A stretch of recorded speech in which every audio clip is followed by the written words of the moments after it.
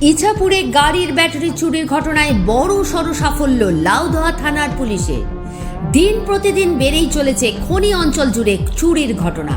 দুর্গাপুর ফরিদপুর ব্লকের লাউদোয়া থানা এলাকায় ইদানিং খুব বেড়েছে চুরির ঘটনা। তালা বন্ধ ঘর দেখলেই চোরেরা করছে ঘর সাফ। গত 2 মাসের মধ্যে লাউদোয়া থানা এলাকায় বেশ কয়েকটি চুরির ঘটনার সামনে এসেছে। তার মধ্যে তালা বন্ধ ঘর থেকে লক্ষাধিক টাকার চুরি এবং একটি সোনার উপর দোকানের দরজার তালা ভেঙে চুরির ঘটনা ঘটে। কিন্তু চোর ধরতে নাজেহাল পুলিশ, একথা প্রায়ই শোনা যায়।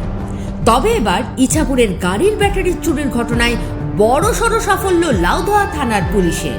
গত কয়েকদিন আগে ইছাপুরের বাসিন্দা সুকুমার চন্দ্র নামে এক ব্যক্তির বাড়ির সামনে ওনার 4টে গাড়ি দাঁড়িয়েছিল।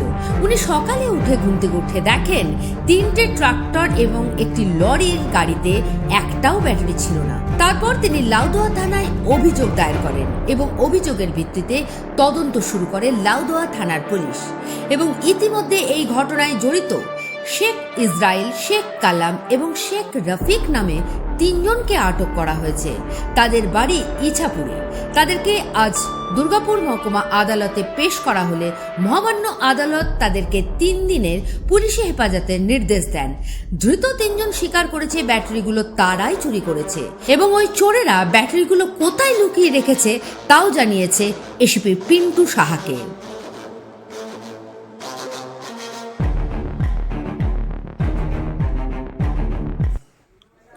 গতকাল সকালবেলা এক ভদ্রলোক, ইছাপুরের এক ভদ্রলোক, ওনার নাম হচ্ছে সুকুমার চন্দ্র। উনি সকালবেলা ঘুম থেকে উঠে দেখেন ওনার বাড়ির সামনে ওনারই 4টে গাড়ি দাঁড়িয়েছিল। সেই গাড়িগুলোর একটারও ব্যাটারি নেই।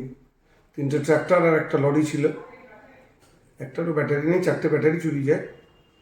উনি থানায় অভিযোগ করেন। থানা অভিযোগ নিয়ে তদন্ত শুরু করে এই ঘটনায় জড়িত সন্দেহ 3 জনকে ধরা হয়েছে। তাদেরকে আজকে কোর্টে প্রোডাকশন করা হয়েছিল এবং মহামান্য আদালত তাদেরকে 3 দিনের পুলিশি হেফাজতে দিয়েছেন। আমরা এখন তাদেরকে নিয়ে এই যে চুরাই যে ব্যাটারিগুলো যেগুলো চুরি করেছে সেগুলো তারা কোথায় রেখেছে তারা জবাব আমাদের স্বীকার করেছে যে তারা এগুলো রেখেছে। তাদেরকে নিয়ে আমরা এগুলো রিকভারির জন্য চেষ্টা করছি। এখনো পর্যন্ত কতগুলো ব্যাটারি উদ্ধার করা হয়েছে? এখনো পর্যন্ত আমাদের উদ্ধার, ওরা বলেছে যে ব্যাটারিগুলো ওরা নিয়েছে, 4টে ব্যাটারি ওরা নিয়েছে এবং লুকিয়ে রেখেছে। সেইগুলো আমরা এখন কোথায় রেখেছে সেগুলো ওদেরকে নিয়ে যাব, নিয়ে গিয়ে সেগুলো ওরা দেখিয়ে দিলে আমরা উদ্ধার করব। আচ্ছা, ধৃত ব্যক্তিদের নাম কি কি রয়েছে? 3 জন, যে 3 জনকে ধরা হয়েছে তাদের বাড়ি, প্রত্যেকের বাড়ি হচ্ছে ওই ইছাপুর গ্রামেই বাড়ি। ওদের নাম হচ্ছে শেখ ইসরাইল, শেখ কালাম এবং শেখ রফিক। 3 জনকে আগে কোর্টে প্রোটেকশন করা হয়েছিল।